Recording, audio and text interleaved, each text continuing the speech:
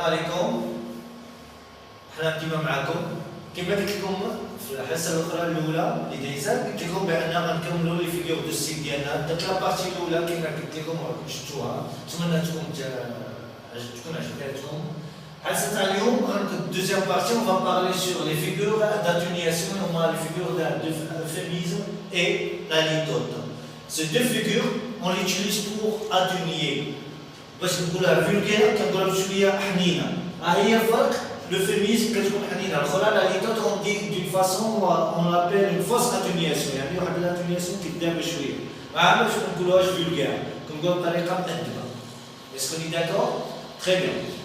Donc tout simplement, si on veut parler de l'atténuation, ça veut dire quoi? Consiste à adoucir par élégance ou par pudeur une information. Elle s'oppose en particulier à l'hyperbole, qui est une figure par amplification. Parmi les figures pour atténuer, on peut citer quoi?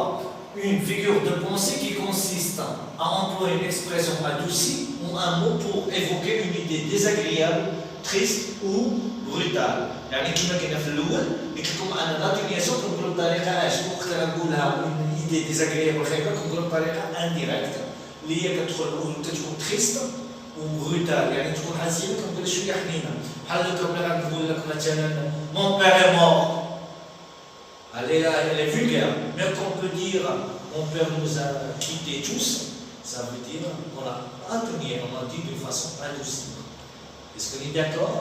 Alors, cette figure est plusieurs fois, cette figure employée souvent pour éviter les mots qui dessinent la mort et la maladie, pour ne pas. Cette figure est employée souvent pour éviter les mots qui dessinent la mort, la maladie, pour ne pas choquer l'interlocuteur. Pour ne pas choquer, ça veut dire, exemple, décéder ou partir au lieu de mourir. Il est mort, il est décédé, ou là, il nous a quittés tous, ou là, il est parti sans retour. Est-ce qu'on est d'accord? Oui. Très bien. Alors, prenons comme exemple. L'exemple, regardez, il nous a quittés. Ou il s'éteint. Ça veut dire quoi il s'éteint? Ça veut dire il est mort. Il nous a quittés. Ça veut dire quoi? Il est mort. Alors, on l'a dit d'une façon, les IH, on n'a pas pu le dire choquante, mais d'une façon atténuée. D'une façon, on a adouci les mots. Le passer de l'autre côté, prendre congé de la vie, rappeler à Dieu le repos éternel. Et tous ces mots-là dessinent quoi? Dessinent que ce personnage, il est mort. Alors au lieu de dire il est mort, on peut dire il a le repos éternel, ou là il nous a quittés, il s'est éteint. On le passer de l'autre côté, ou comme on dit, comme d'habitude, le rappel à Dieu. Tout ça, ces mots-là, pour donner un sens atténué. C'est une figure simple, c'est une figure au lieu de dire d'une façon brutale, vulgaire, on l'annonce d'une façon. Alors, après, on peut dire, on a parlé sur la mort, mais on peut parler d'autre chose. Au lieu de dire on l'a renvoyé, on a dit on l'a remercié hier. On l'a renvoyé, ça veut dire on l'a remercié. On l'a dit d'une façon atténuée aussi. Une longue maladie, ça veut dire qu'on veut parler une longue maladie, au lieu de dire par exemple un cancer, ou là il a une grande maladie de 15 jours, comme le cas de notre problème, notre fléau de nos jours, et où le corona, c'est un problème. Donc quand il a une longue maladie, il a une maladie grave, au lieu de dire il a une maladie grave, on a dit il a une longue maladie, le cancer. Si on veut dire, comme le cas qu'on a dans l'œuvre de Dernier jour d'un condamné, qu'on a trouvé le mot la peine de mort pour la peine capitale. La peine de mort ici, c'est la figure de c'est le euphémisme. Au lieu de dire Amma, aveugle, qu'est-ce qu'on a dit? Un non-voyant, là un mal-voyant. Un demandeur d'emploi, au lieu de dire chômeur, pour une personne de petite taille. Un nain. Donc, un nain, c'est un nain. au lieu de dire c'est une personne de petite taille. Ça c'est quoi? Quand vous voyez qu'on utilise des mots, les mots simples, des mots, les mots adoucir, on parle d'une façon avec douceur pour ne pas choquer le personnage. C'est pour cela qu'on utilise la figure de style, euphémisme. Cette figure est la majorité du temps utilisée dans les œuvres pour atténuer l'autorité d'une façon choquante. On l'utilise pour atténuer et adoucir les mots. La figure qui est liée avec la figure de l'euphémisme, c'est une litote, la litote. La litote, quel est son rôle? La litote consiste à dire le moins pour exprimer le plus. Regardez, l'euphémisme, c'est quoi? C'est dire un mot moins choquant, mais pour la litote, on dit le moins pour exprimer le plus. Comme le cas de Sidi Mohamed dans merveille. Au lieu de dire je hais Zineb, je déteste Zineb, il a dit je n'aime pas Zineb. Il a dit d'une façon viva pour montrer c'est laisser entendre plus qu'on ne dit pas. Il est toujours construite à l'aide d'une négation. Faites attention, mais de quelle négation? La majorité du temps, on parle de la litote qui est utilisée toujours avec ne pas ou ne point. Ne point ou ne pas.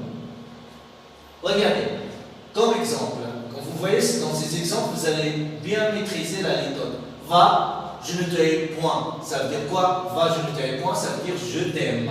Je ne suis pas très content, ça veut dire je suis mécontent, ça c'est tristement. Ce n'est pas mal, regardez, toujours on a dans la litote, la figure de la litote, la négation ne pas, on peut avoir quelquefois le point. Ce n'est pas mal, ça veut dire c'est bien. Ce n'est pas rigolo, ça veut dire je parle sérieux. Et comme vous voyez, regardez cette phrase, on reproche aux équipes de football françaises de jouer pour ne pas perdre. Il y a non, la phrase a dit, on leur reproche de trop défendre pour gagner le match. Ce joueur n'est pas très doué, ça veut dire ce joueur est franchement nul. Ce ne sont pas la rose, ça veut dire ce sont mauvais. Les Anglais ne sont pas des Anglais, les Anglais sont des diables. Il ne laissera que des regrets en les détestant. Il n'est pas fait le voyage pour rien, ça veut dire il a fait un voyage qu'il a pu être, comment il a réussi son voyage. On a étudié les figures d'opposition. On a trouvé les figures d'antithèse, l'oxymore et l'antiphrase. Maintenant, on va étudier les figures d'assistance. Avec les figures d'assistance, ça veut dire qu'on a un تأكيد كنأكدوا باش كنعرفوا المستلف باش كنعرفوا واش الباراغراف باش كنعرفوا لينونسي ديالو ولا لا فراز عباره على اون ريبيتيسيون او اون انافور ولا اون انيميراسيون نقدروا نقولوا لا اكيميلاسيون عندها طرق وكل وحده عندها طريقتها اللي هي كل وحده سهله من الاخرى. ركزوا معنا عافاكم. Faites attention, on commence. Alors, les figures d'assistance, ce sont des figures, celles qui vont insister sur le message. Le message envoyé par l'auteur ou par le narrateur, qui vont le rendre plus évident.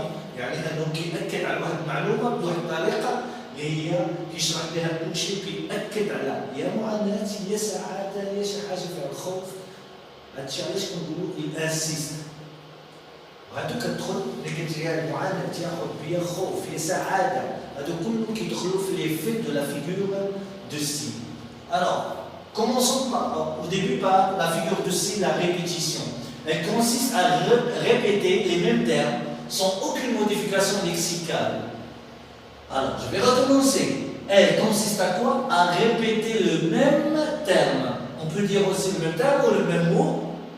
Oui, le même terme sans aucune modification lexicale. Prenons comme exemple le cas. Puis de la foule, ça, c'est énoncé de cette phrase. Cet exemple aussi, on trouve dans l'œuvre du dernier jour d'un condamné. Là, le narrateur a annoncé, puis de la foule et de la foule.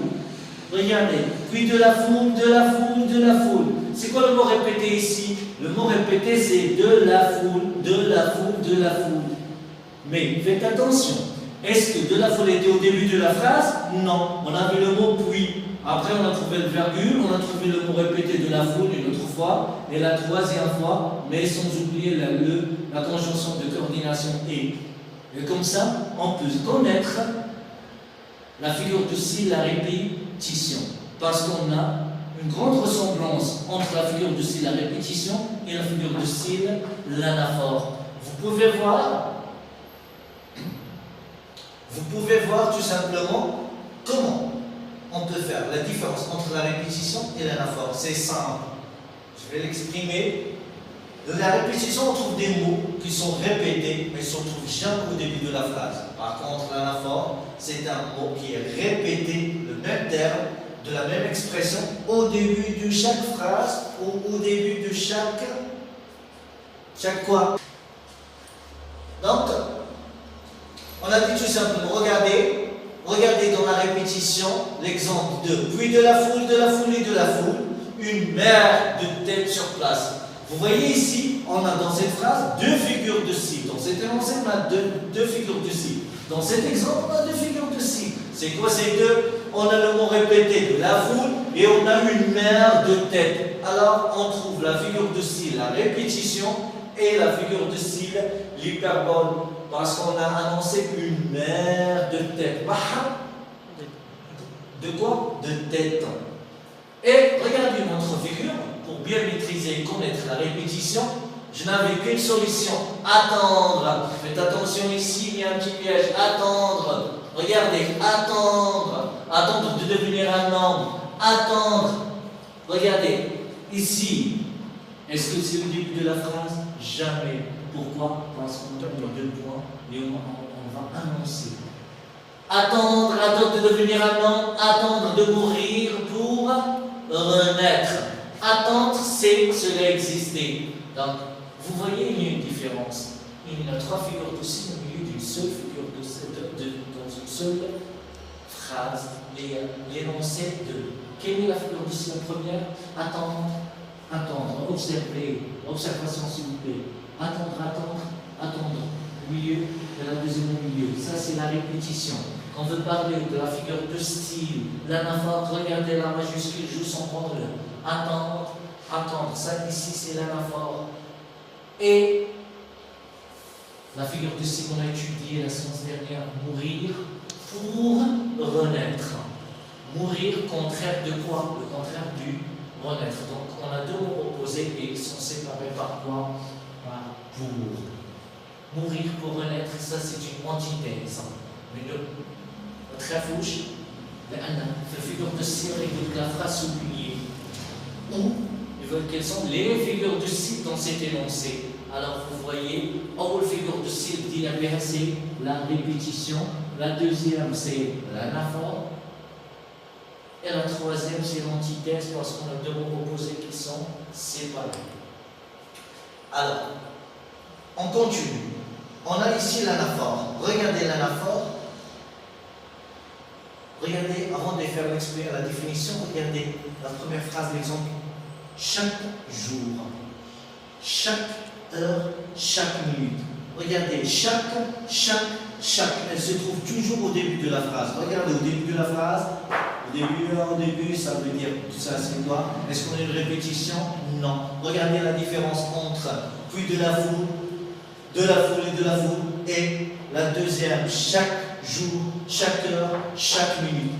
Ici, dans l'anaphore, on trouve toujours le mot répété qui se trouve toujours au début de la phrase. Mais par contre, la répétition, non. C'est le contraire, on trouve deux mots qui sont répétés, mais qui se trouvent au milieu de la phrase.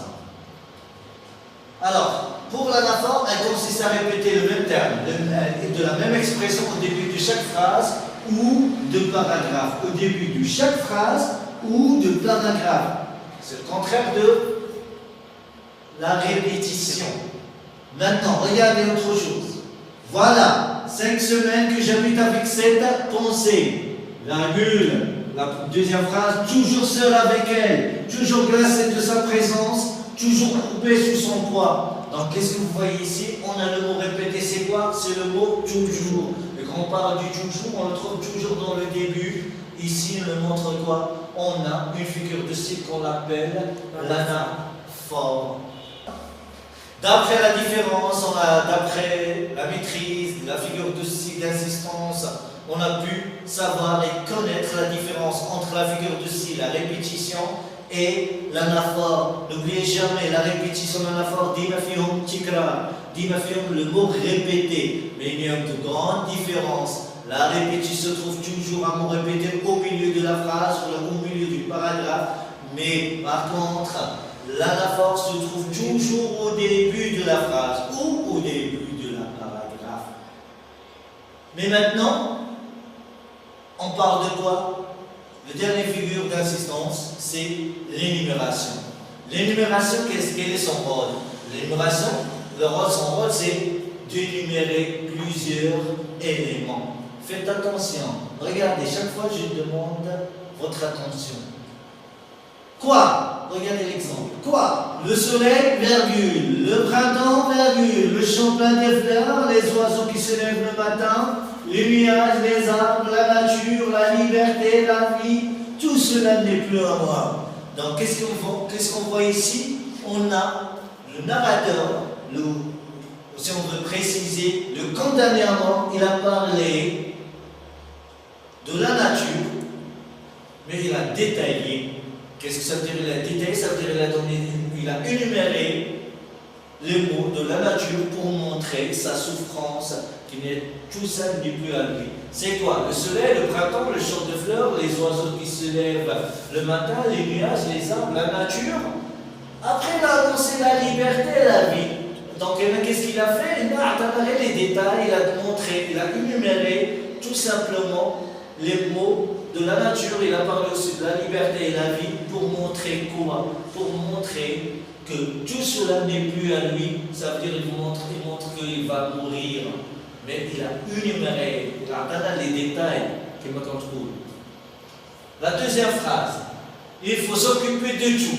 Virgule, laver le linge, le repasser, faire les courses, cuisiner, arranger la maison. Qu'est-ce qu'il a montré ici? On a quelqu'un qui énumère, qui a donné les détails, les actions qu'il va faire. Les actions au milieu de quoi? Et il faut s'occuper de tout. Ça veut dire une maman qui parle. Il faut qu'elle lave le linge, le repasser, faire les courses, cuisiner, arranger. Qu'est-ce qu'elle fait? Elle donne des détails. La détaillée et la énumérée. Je veux un homme fort, beau, généreux, intelligent et plein d'amour. Comment il veut cet homme? Fort, beau, généreux, intelligent et plein d'amour. كيفاش حضر السيد بغا فيه اش مواصفات؟ واش مواصفات اللي عطانا لا فهنا لا هنا لا هنا مواصفات اللي لقينا في الثلاثه هادو واش مواصفات كيبان لك انا باغي شي حاجه اللي هي بالترتيب ولا كيعطي مواصفات غير من فاصون جلوبال ما عطاناش ترتيب نهائيا عطانا الى انيميري كيبغيها لي ديتاي بحال لو كان دو لا بواط ا ميرفاي واش نقدروا نرتبوا هذوك لي زوبجي les objets qui se trouvent au milieu de sa boîte, impossible. Mais il a énuméré, il a donné les informations sur les détails, les objets qui se trouvent au milieu de sa boîte. Est-ce que vous êtes d'accord? Alors, d'après ça, on va parler d'autre chose. Si vous avez bien compris, vous allez faire l'exercice.